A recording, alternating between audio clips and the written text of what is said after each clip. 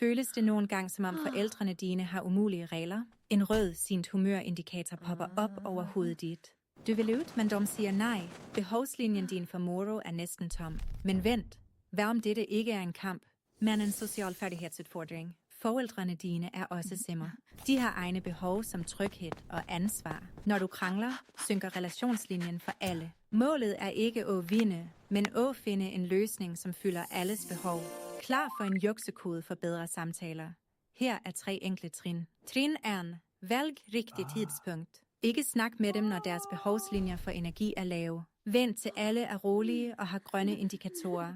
Trin 2. Snak roligt og brug jeg-sætninger. I stedet for der er uretfærdige.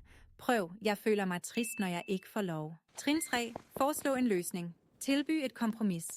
Hvad om jeg er hjemme klokken 10 i stedet for 11? Pludselig ser du en grøn plus-indikator over hovedene deres. At mestre denne færdigheden tager øvelse, akkurat som i The Sims. Men belønningen er et stærkere bånd og mere frihed. Prøv det næste gang, du er uenig. Lykke til.